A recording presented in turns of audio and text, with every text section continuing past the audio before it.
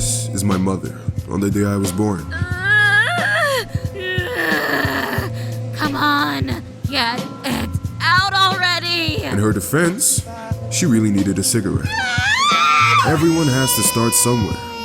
This is my dad, a hallway away. Just saying, she'll be here for a day at least. Too funny you are.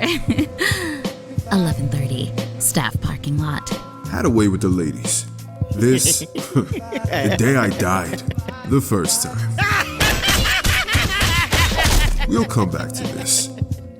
This is the story of my life. Me, Jason Todd. It starts with my parents. This is where they met, 12 months before I was born. Gotham Public Academy. Okay, across the street, where Catherine Elizabeth used to go off campus for lunch every day. Unfortunately, on this particular day... You've always had a thing for bad boys, but that is a new low. What? No harm in looking. She met this loser, Willis Todd. I've always had a soft spot for gingers, right? She's hot. Excuse me, my man. I'm gonna go slide in. I should be grateful they couldn't keep their hands off each other. Is this crazy? In the best way. In my dad's case, I should be fair. He never stood a chance. One night after he'd been drinking, shock, right? He bragged to me how he beat a hit and run by running. Thanks for sharing, Dad. Fortunately, he was accepted into Catherine's home, and we all lived happily ever after. Not really. Adorable, right? Would it surprise you to know that this was, hands down, the happiest day of my life? It wasn't all bad. Roof over our heads, the 4 basic food groups, spirited talks around the dinner table every night. It wasn't all bad. Dad worked a lot. It fell to me to keep an eye on my mom. Depression, drugs, she'd check out days at a time. He wasn't the best dad, no. But he found time for me. Like me helping him up the steps and putting him to bed every night. Like most fathers, he tried to show me the ropes. Dad even had me working his corner, where he and Mom first met. In a crazy, sick kind of way, I think I kinda made him proud. Without a lot of prospects, he took whatever work he could get. Even met a few celebrities. Can you believe it? I got smacked with a batarang. Almost worth getting arrested again. Smile! Wild. It wasn't all fun and games. I remember the night he took a bullet to the back. Good thing he was spineless. Almost got it. Almost got it. Hold still, you dumbass. There you go, you malaka. A real hospital was out of the question. If you can believe it, things got worse. Leave my husband alone! So help me, lady. I didn't do nothing. On the bright side, I never saw him again. He died in prison. After that, I became the man of the house, which mostly meant making sure none of her dealers came around. I managed to protect my mom from everyone. Except my mom. When I found her that night, she was already gone.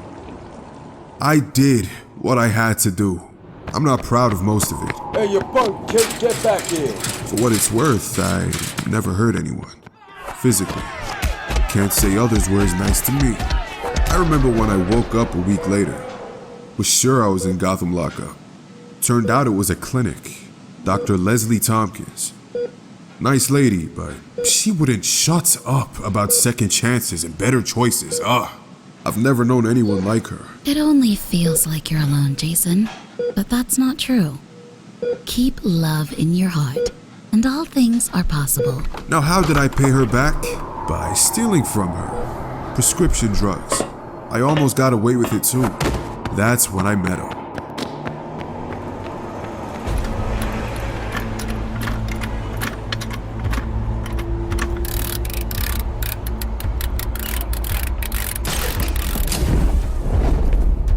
It's not how I saw it when I first had the idea. I can't tell you for sure that I didn't pee my pants. I can't say that I did what I always had up until that moment in my life. I lashed out of fear, anger.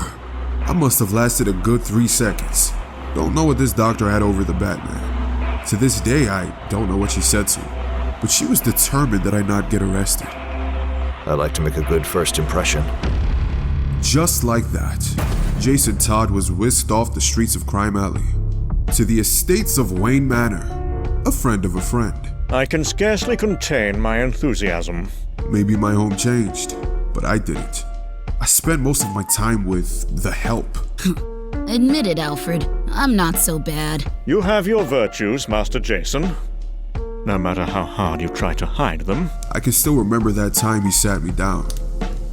He said I deserved the truth. Orphan, criminals are a cowardly and suspicious lot.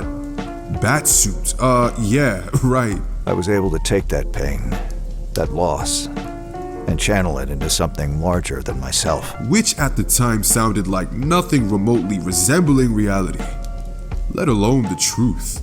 But I'll be damned, more than once. Alfred, are you, seeing all of this? What Master Bruce is trying to say, in his roundabout way, is that there is a new opening in his operation, and he trusts that you are the young man to fulfill it. We all do. Trust. You? I'll give it a try, guys, but I'll tell you right now, I'm probably going to screw it up. As if we would allow that. I'm not worried, Jason. 6 months of intensive training hell later, and I spent my nights as Batman's sidekick, Robin. Yeah, I was the second kid to wear the costume, but I was determined to live up to the legacy, to get it right. It was the greatest gig in the world. I was great at it. At first, the punching and the kicking came naturally. It was easy for me to forget those were bones I was breaking beneath my fists. It's not like I was trying to kill them. I was trying to stomp the life out of my ghosts. One ghost in particular. Like I couldn't have a new dad until I got rid of the old one. It wasn't long before I was on monitor duty, which everyone knows is one step from being fired. I should have ignored the photo that came in over the screen that night. Barring that, I should have told him the moment it happened. But it was my mom, Catherine, still alive.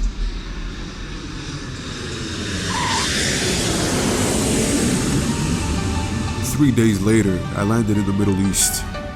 I left it all behind without so much as a note. What did I need a fake family for anymore?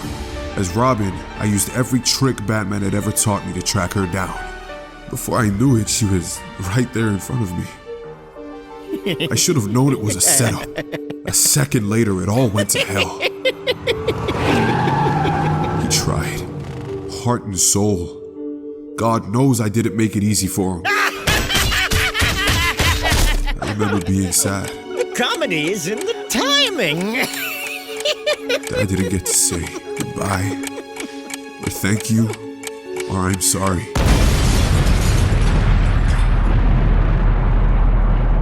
I can't remember what happened between my death and afterwards.